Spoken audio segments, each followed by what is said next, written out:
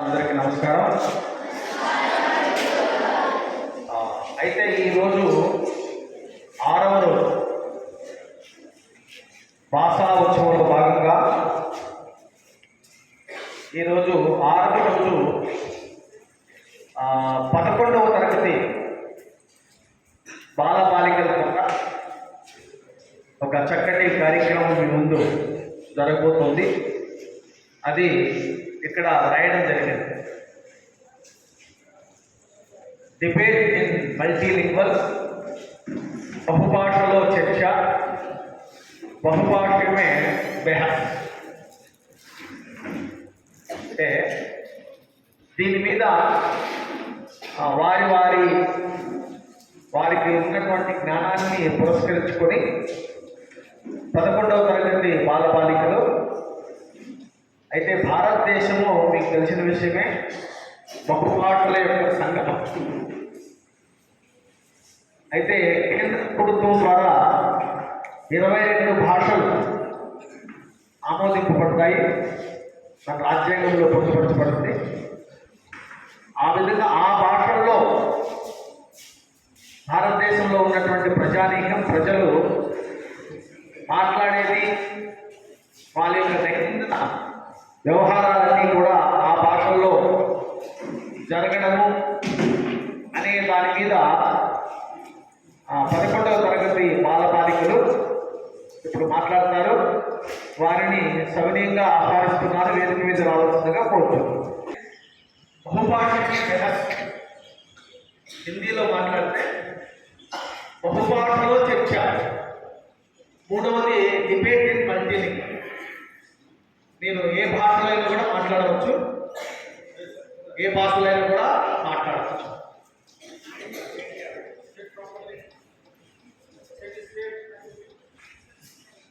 మొదట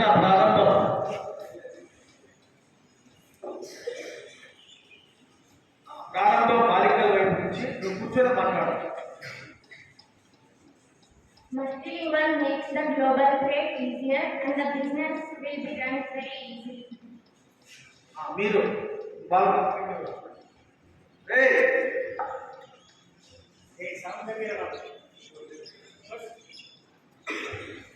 Multilingual languages make the business right and right. వాళ్ళు మాట్లాడతారు, మీరు మాట్లాడారు. Multilingual languages make communication easy as we visit different places. మీరు కౌంటర్ పార్ట్ వల్ల ఒకటే చెప్తున్నారు, వాళ్ళు వినేది యూ షుడ్ కంటిన్యూ. ఇతర భాషలను కలుపుకోవడానికి సమయం ಬೇಕಾಗಿದೆ. వివిధ రకాల భాషలను మనం నేర్చుకోవడం వలన భారతీయులమైన మన మధ్య సోదర భావం, భ్రాతృత్వ భావం పెరుగుతుంది. This is the point. If you learn so many languages, we maintain among the people in India as brothers and sisters. So that is the good point. Next. Identity confusion can cause identity struggles in multicultural context. Yes. If you learn so many languages, you should identify your originality. వివిధ రకాల భాషలను మనం నేర్చుకోవడం వల్ల అది మనలోని ఐక్యతను పెంచుతుంది. దీనికి ఒక ఉదాహరణ మన ప్రధానమంత్రి నరేంద్ర మోడీ గారు తను ఏ రాష్ట్రానికి వెళ్ళినా మొదటగా ఆ ప్రాంతీయ భాషలో తన ప్రసంగాన్ని మొదలు పెడతారు. దీనివల్ల ఆ ప్రాంతాల ప్రజలలో వీరు మనవారే అనే భావన పెరుగుతుంది. మన చక్కటి ఉదాహరణ కుమారి హేమలత. గౌరవ ప్రధానమంత్రి శ్రీ నరేంద్ర మోడీ గారు ఎక్కడికి వెళ్ళినా, ఏ రాష్ట్రానికి వెళ్ళినా ఆ రాష్ట్రంలో ఉన్నటువంటి భాషతో ప్రారంభించి మళ్ళా జాతీయ భాషలో తన ఉపన్యాసం కొనసాగిస్తారు. అలా చేయడం వల్ల ఏమవుతుందంటే వాళ్ళు ప్రధానమంత్రిని తనవాడు అనుకునే భావన కలుగుతుంది. అది చాలా ముఖ్యం. నీకు ఎన్ని భాషలైనా రావచ్చు కాక అది మనం చెప్పే విషయం ప్రజల్లోకి వెళ్ళకపోతే ఆ భాషా ప్రయోజనం శూన్యం అనే చక్కటి పాయింట్ చెప్పింది మా బాలు.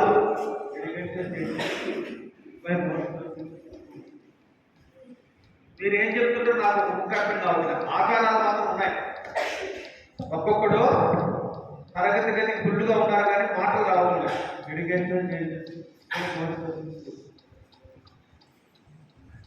చెప్పండి, మీరే చెప్పండి.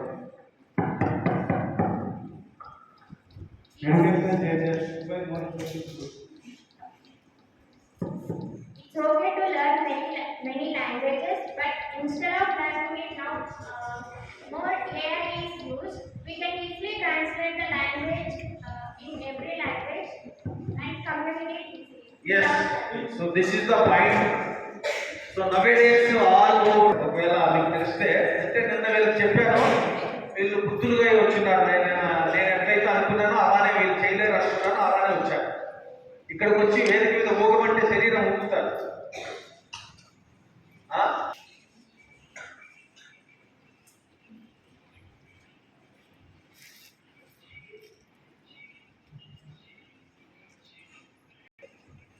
ఆ భాషల్లో ఆ భాషల యొక్క ఆ భాషలు ఆయా రాష్ట్రాల్లో అభివృద్ధి చెందుతున్నప్పటికీ భారతదేశంలో అటువంటి భాషల వలన ప్రయోజనం ఏంటి, అది ప్రయోజనం చేకూరుతుందా లేక నష్టం చేకూరుతుందా అనే విషయం మీద మాట్లాడాలి.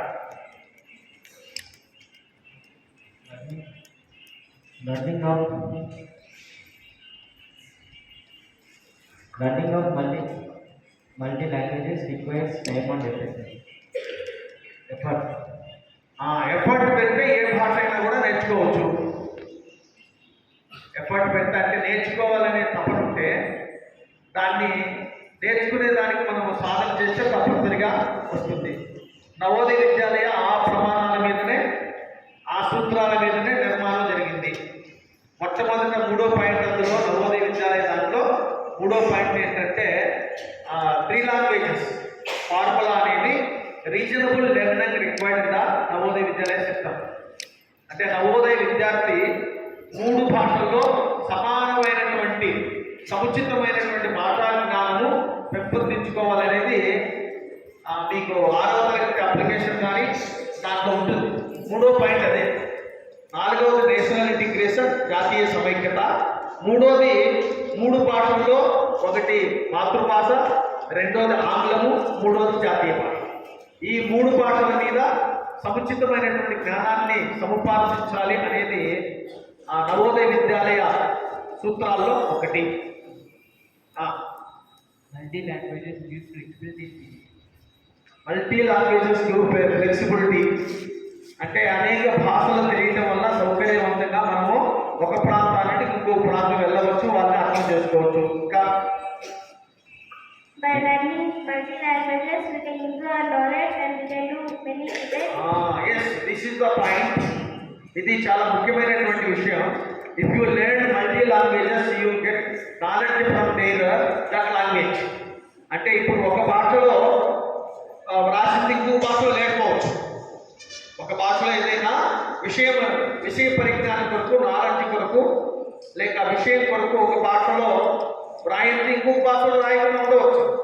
సపోజ్ మీరు అలా అనేక భాషలు తెలిస్తే ఈ భాషలో వేరే భాషలో చదవడం వల్ల దానికంటే ముఖ్యంగా జ్ఞానం సంపాదించేదానికి అవకాశం కలుగుతుంది. It fosters greater empathy for others.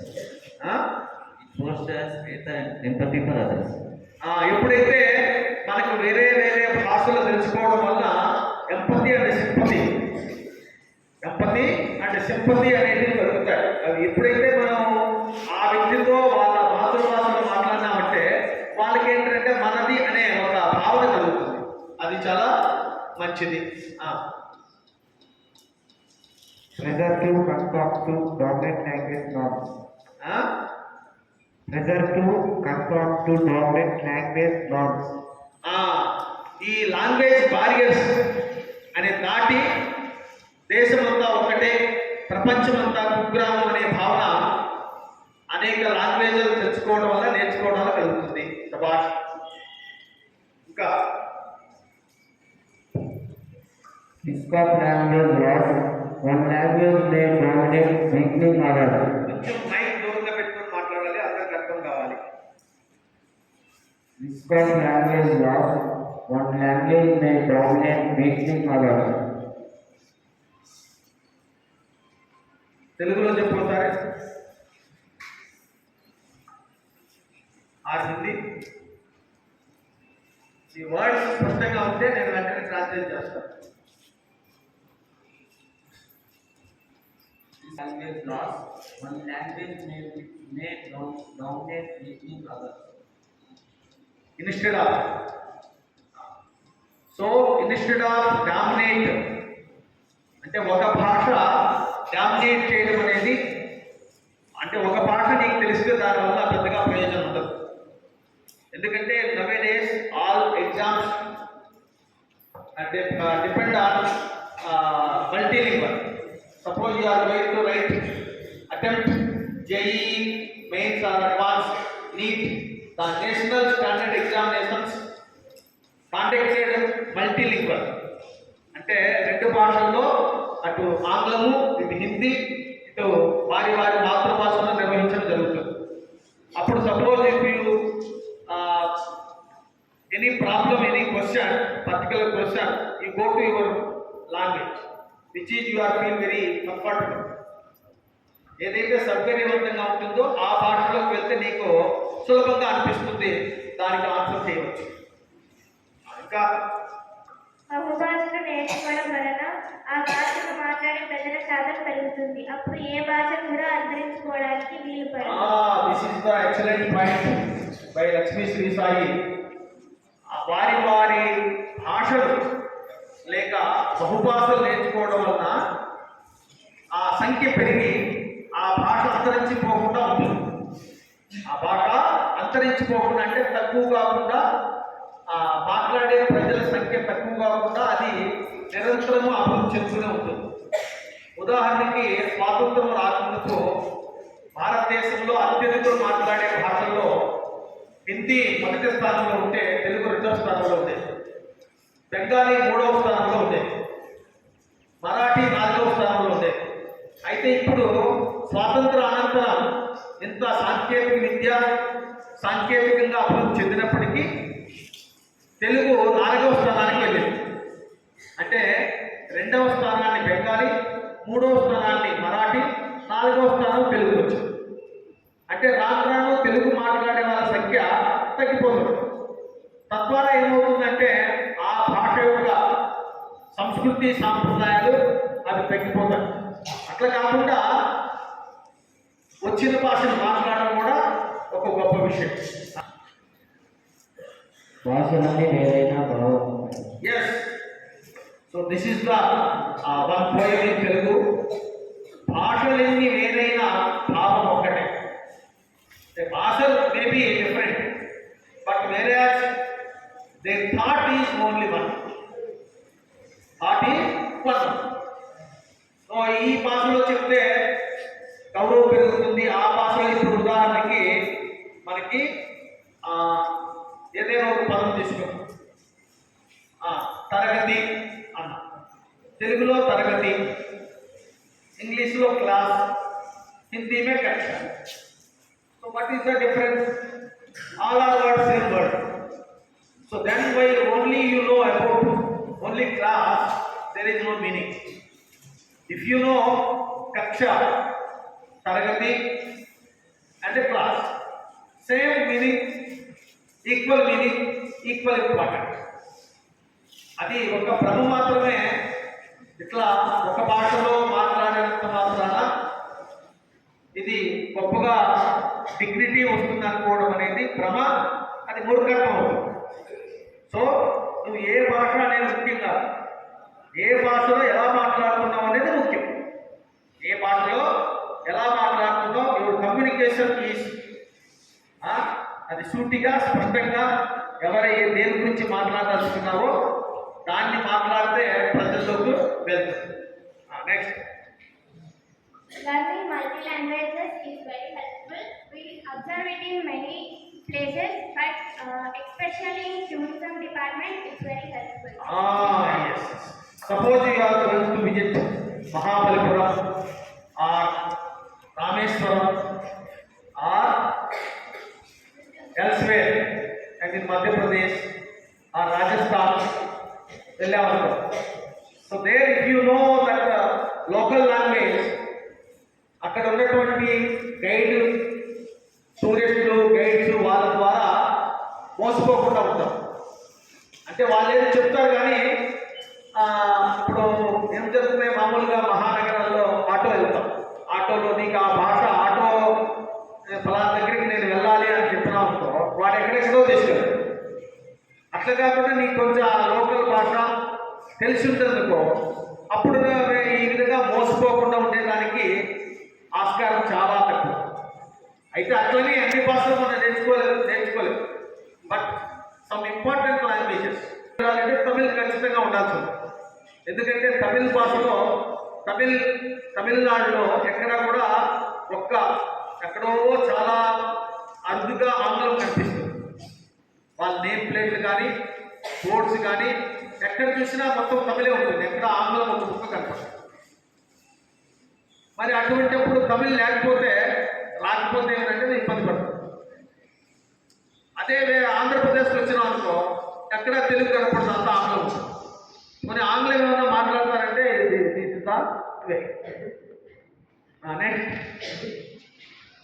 నేర్చిన జ్ఞాని ఇతర భాషల వృద్ధికి తన జ్ఞానాన్ని అందించవచ్చు. బహుభాషలు నేర్చినటువంటి జ్ఞాని తన జ్ఞానాన్ని పెంపొందించడానికి ఎంతైనా ఆస్కారం అనేది ఉంటుంది. కాబట్టి బహుభాషా జ్ఞానం కలిగి ఉండటం అనేది చాలా శ్రేష్టమైనది. In Tamil Nadu, so like you, in my childhood age, I have learned only English other than my Tamil. But when I got job in North India, I suffered a lot to survive my life in such a locality without knowing Hindi. So after I learned Hindi somewhat in North India, again I had come to Karnataka. Because the Karnataka children and the locality, the local people, they know very well about Hindi. Similarly, here also, Telugu I don't know, but English and Hindi we are managing. So learning one more extra language, we can go anywhere in India and survive our life very comfortably.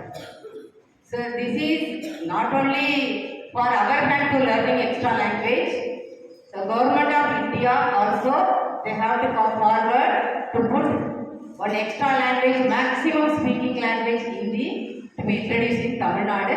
But so far the government of Tamil Nadu, so they are not including Hindi. So up to 12th class, government school, no child learning Hindi in Tamil Nadu schools. Okay, thank you.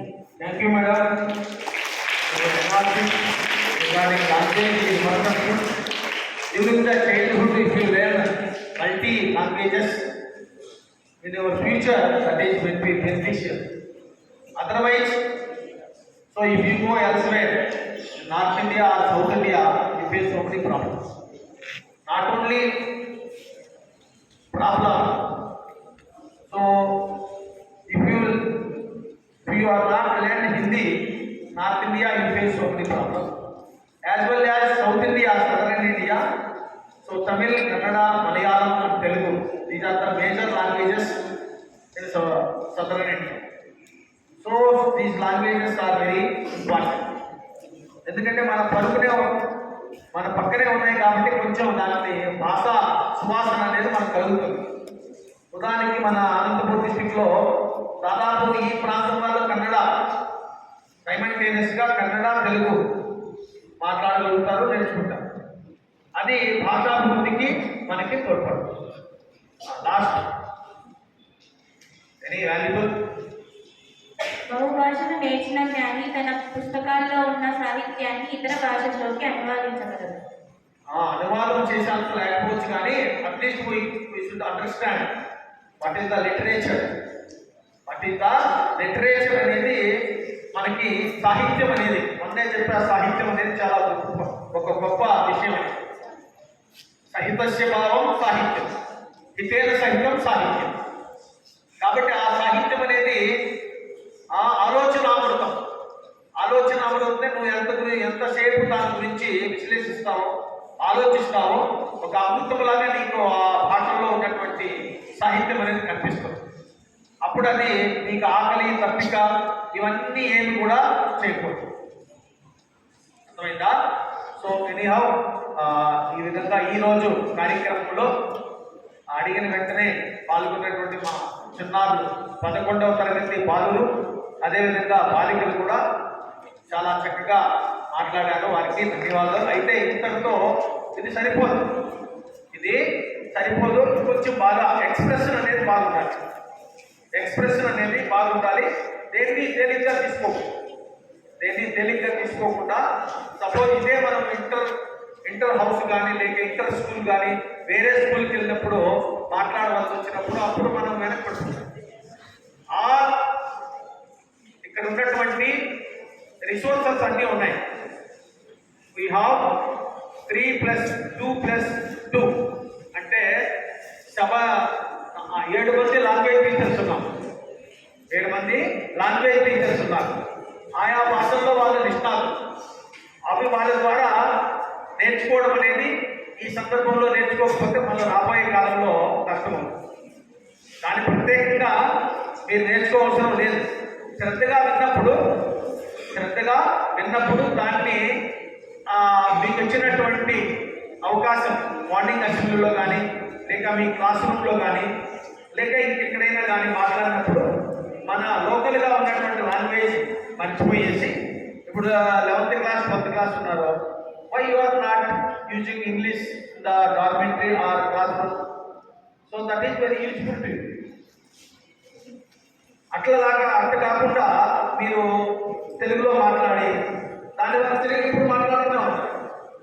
Telugu ఇప్పుడు మాట్లాడుతుంటే రెండోది మీకు వచ్చినటువంటి భాష కాకుండా ఇంకొత్త భాష ఏమి రాలేదు తెలుగులో. ఎందుకంటే మీరు చదివితే ఏదన్నా లిటరేచర్ ఏదైనా చదివితే కొత్త పదాలు వస్తాయి, ఇకపోతే మాట్లాడవచ్చు. కానీ మీరు దైనందిన అంటే డైలీ రొటీన్లో ఉన్నటువంటి languages you should improve your language, especially English and Hindi. So that is very important. Earlier in our morning assembly, 12th class students daily came to and presented one article without paper. మీ ముందరే కదా మీరు 6th లో 7th లో ఉన్నప్పుడు అన్నయ్యలు అక్కయ్యలు ఇక్కడికి వచ్చి ఒక చక్కటి ఆ రోజు పేపర్ లేకుండా మాట్లాడేవారు. అది పోయింది మనకు. అట్లా మీరు చేయడం వలన కొంచెం మొదట ఏంటంటే మెరుగ్గా ఉంటుంది, బింకం కలుగుతుంది. అందరూ చూస్తున్నారే మనం మాట్లాడితే ఏమవుతుందో ఏమో అనుకోవచ్చు. అయితే దానికి సమాధానం ఏంటంటే అందరూ మన వాళ్ళే, మనం ఏం మాట్లాడినా బాగానే మాట్లాడతాం అని మీరు మాట్లాడగలిగితే చక్కగా మీ లాంగ్వేజ్ అనేది ఇంప్రూవ్ అవుతుంది.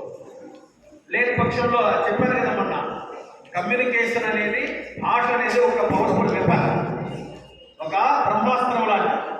ఎక్కడికి వెళ్ళినా దానికి తిరుగులేదు. కాబట్టి ఎవరైతే భాషల్లో బాగా ఉంటారో వాళ్ళు ఎక్కడైనా రాణించగలరు. సరే మిగతా సబ్జెక్టులు ఉన్నాయి, అవి మీ జీవితానికి ఉపయోగపడతాయి.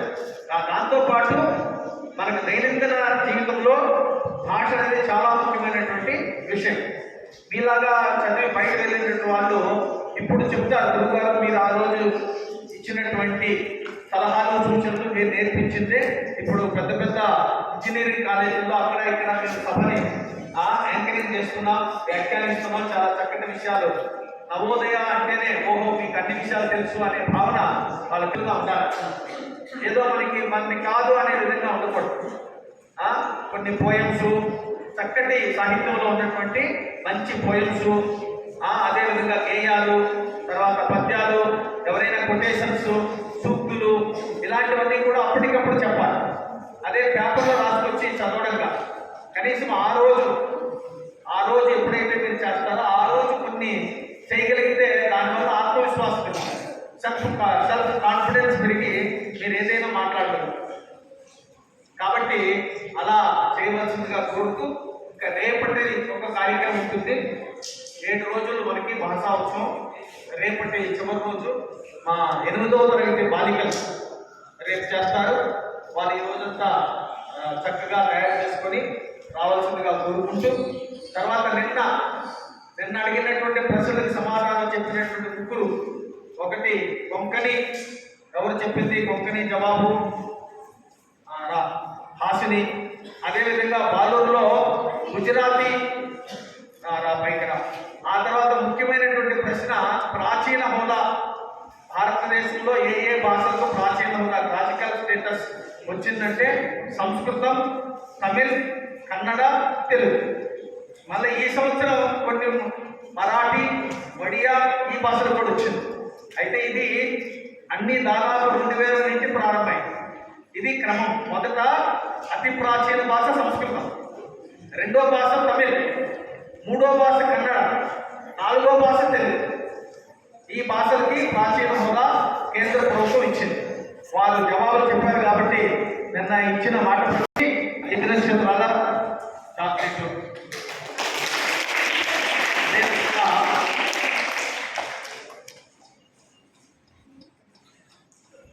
అన్వర్ 2 5 స్టార్స్ అంటే ఇది 2 5 స్టార్స్ అర్థమైందా? నీకు 2 చెప్పాను. అయితే ఈరోజు ప్రశ్న ఒక అమ్మాయి రావాలి, సంస్కృతాన్ని సాంస్క్రిట్ తెలుగులో ఏమంటారు అని ఒక అమ్మాయి చెప్పింది. ప్రశ్న కాదు, నిన్న జవాబు చెప్పింది. ఇంగ్లీష్లో సంస్కృతంలో సంస్కృతము తెలుగు.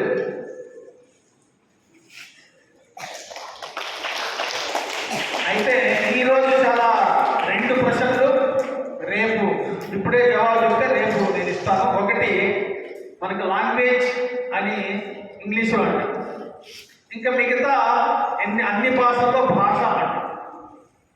లాంగ్వేజ్ అని ఇంగ్లీష్లో, భాషని లాంగ్వేజ్ అని ఇంగ్లీష్లో, అదేవిధంగా మిగతా భాషలో భాష అంట. ఈ భాష కాకుండా భాషకి ఇంకేమైనా పేరు ఉండదా అనే పదానికి భాష అని కాకుండా ఇంకేమైనా మనం పిలవచ్చా భాషని అనేది ప్రశ్న.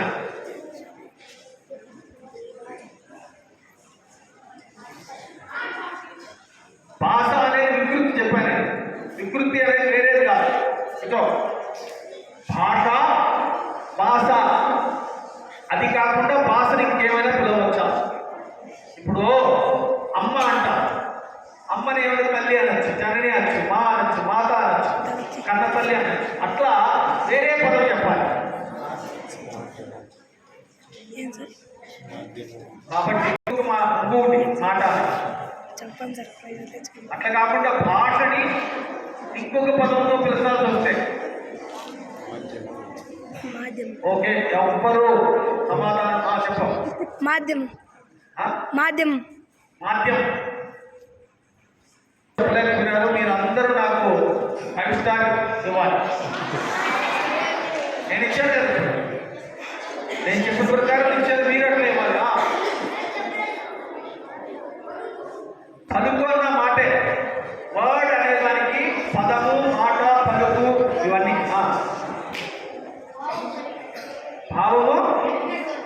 భావము కలిగినటువంటిది భాష. Wrong answer. సరే, రెండవ ప్రశ్న ఇది ఎవరు చెప్పలేరు నాకు తెలుసు, కానీ రెండవ ప్రశ్నకి ఎవరో ఒకరు చెప్తారు. భాషల పేరు మీద మన ఆంధ్రప్రదేశ్లో ఆంధ్రము తెలుగు భాష. ఈ తెలుగు ఆంధ్రప్రదేశ్లో మన కవుల పేరు మీద, మన తెలుగులో ఉన్నటువంటి కవుల పేరు మీద విశ్వవిద్యాలయాలు ఉన్నటువంటి ప్రాంతము, లేక ఆ విశ్వవిద్యాలయ పేరు చెప్తే చాలు. మళ్ళీ ప్రశ్న చెప్తున్నాను. ఆంధ్రప్రదేశ్లో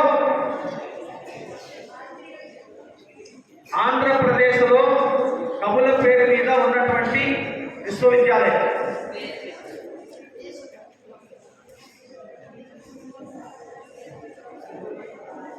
అది తమిళనాడు.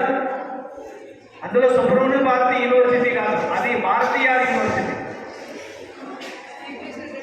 శ్రీకృష్ణదేవరాయ అనే చక్రవర్తి కదా, కాదు.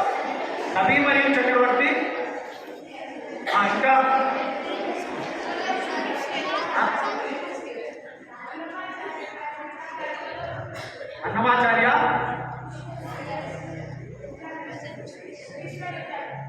అన్నమాచార్య, ఆయన సంకీర్తనాచార్య.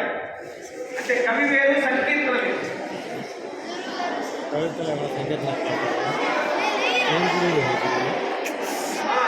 చెప్పండి. అది తెలంగాణ. నేను చెప్పింది ఆంధ్రప్రదేశ్లో ఏమి ఇద్దరి చూపిస్తున్నాను. ఇద్దరి కవుల పేరు మీద 2 యూనివర్సిటీలు ఉన్నాయి. ఓకే, ఆ హేమంత్ చిన్న చాక్లెట్ వస్తుంది, ఎందుకంటే పూర్తిగా చెప్పాలి. నన్నయ్య యూనివర్సిటీ, నన్నయ్య ఆదికవి నన్నయ్య యూనివర్సిటీ రాజమండ్రిలో నెలకొల్పడింది కాబట్టి వారికి చాక్లెట్. ఇంకొకటి కందుకూరి వీరేశలింగం పంతులు గారి యూనివర్సిటీ ఎక్కడ, ఎవరు స్థాపించారు? నువ్వేనా? Wrong answer. ఇంకెవరైనా ఉన్నారా? Last question.